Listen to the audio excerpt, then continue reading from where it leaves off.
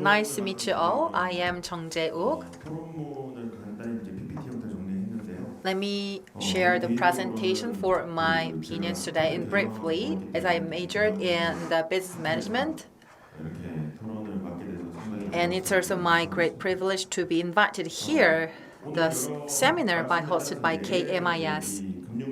And the 4AI related to the preventing financial crimes, but the contract reviews and the loan reviews, we can utilize a lot of possibilities of the AI and the financial industry, and we see a lot of the potential possibilities. But today, I'd like to focus on, under the administration of Mr. Yoon, when he also run for the candidates, and absolutely the innovations can be absolutely done by the more collaboration. So when it comes to the rule of law, we are not only focusing on regulations, but we can also predict more possibilities.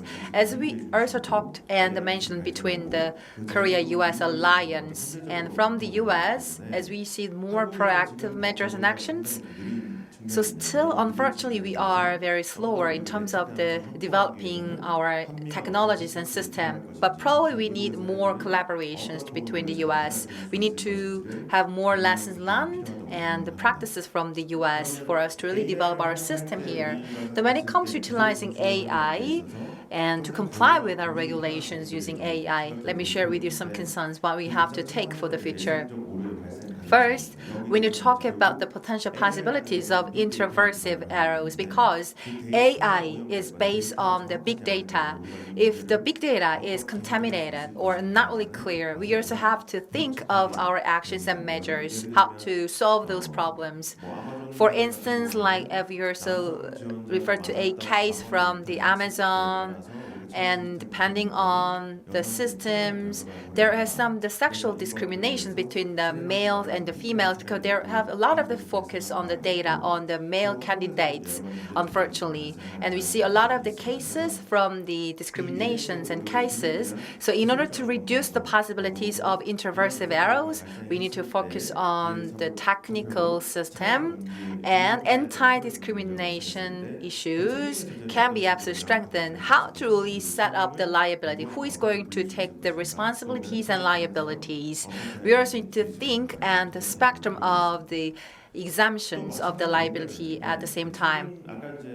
In relation to that issue, as you also mentioned before,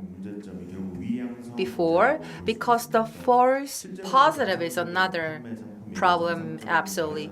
If those sales look normal and really complying with the regulations, but AI can also give the very first positive outcome. So when it comes, we have the first positive outcomes. That in that case, the financial institutions or financial regulatories could be also no more ideas based on their judgment. And by comparing the data between their intervention as well as the AI result, the system can say the false positive, but we can also think if these are the negative, and we also need to also make the narrow the gap between the outcomes between the AI outcomes and the human intervention.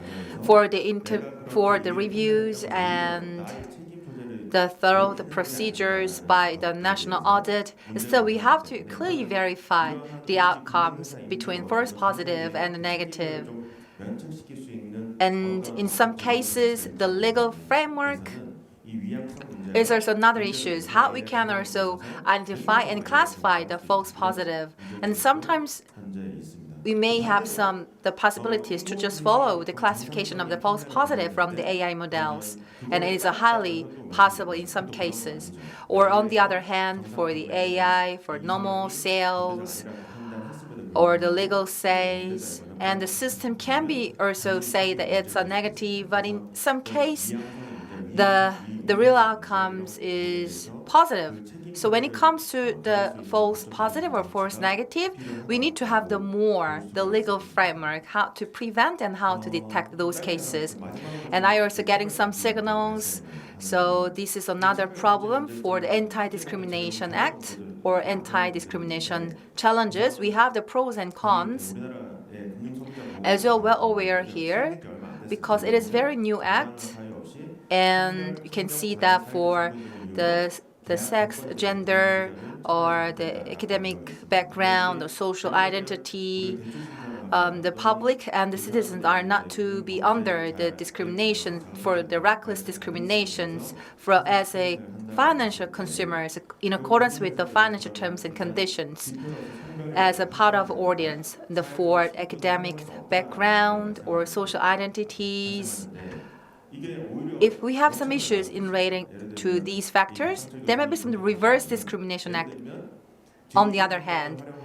And because for the secondary financial institution can be also utilized for the investors, especially for those who are younger generations or the senior or elderly. And there are some very different scenarios when it comes to have the finance services from the secondary, the level of the financial institutions. And for the elderly and the loan and the repayment rates can be also lower for the elderly. But this can be also related to the reverse discrimination issues. And when it comes to the academic background in Korea, we can see that that's another factor, but it's only the background or educational background for the high school graduates or university graduates or the master graduates. And sometimes we can be more favorable conditions, but leading to the reverse discrimination cases. And for the social identity, that's really ambiguous factor. For instance, like for the court of the Korea can be also have the very different classifications depending on the working environment, but still we should identify and classify to derive the information and design the algorithm how to really have the defined and classifications according to their working conditions and working level, and with no just reasons. And the court is to review and give the suggestions on the background and the reasonings.